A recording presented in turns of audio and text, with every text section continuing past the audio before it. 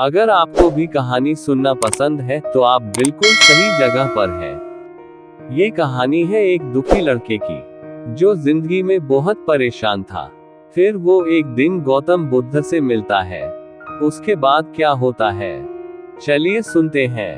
एक बार की बात है, एक लड़का गौतम बुद्ध के पास जाता है। वह लड़का अपनी जिंदगी में बहुत परेशान था। घर की सारी जिम्मेदारियां उसी पर थी और इसी वजह से वह अपने आप को भी ज्यादा टाइम नहीं दे पाता था और बस दिन रात काम किया करता था। वो उसके दोस्तों और उसके फैमिली वालों को भी टाइम नहीं दे पाता था। उसके जो दोस्त थे वह घूमने जाया करते थे, लेकिन यह नहीं जा पाता था और इसी वजह से उसकी खुशी छीन सी गई थी। उसे भी नहीं पता था कि वह लास्ट टाइम कब दिल से खुश हुआ था, क्योंकि वह काम में बहुत उलझ सा गया था और उसकी मेंटल हेल्थ भी खराब हो रही थी। तो एक दिन वह गौतम बुद्ध के पास जाता है और उन्हें ये सारी बातें बताता है कि मैं बहुत परेशान रहने लगा हूँ, खुद को भी टाइम नहीं दे पा रहा हूँ और जब मैं खुद के लिए टाइम निकालने का सोचता हूँ तो मुझे अपनी जिम्मेदारियां याद आ जाती है। मैं पागल सा हो गया हूँ, अब आप ही मुझे कोई रास्ता बताइए।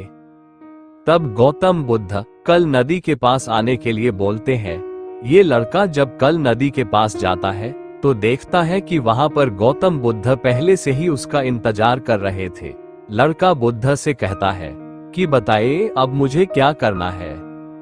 तो गौतम बुद्ध उस लड़के से कहते हैं कि बताता हूँ, लेकिन पहले हमें नदी की उस साइड में जाना है। मतलब नदी की उस किनारे पर जाने के बाद मैं तुम्हें बताऊंगा कि तुम्हें क्या करना चाहिए।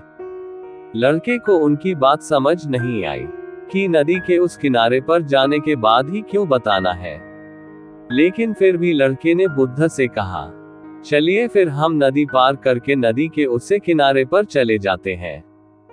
तभी बुद्ध ने उससे कहा, ऐसे नहीं, हम उस किनारे पर तब जाएंगे जब इस नदी का पूरा पानी सूख जाएगा। जब इस नदी की जमीन देखनी शुरू हो जाएगी तब हम दोनों इस नदी से चलते हुए नदी को पार करके उस साइड में जाएंगे। लड़के ने बुद्ध की तरफ देखते हुए कहा, आप ये क्या बोल रहे हो?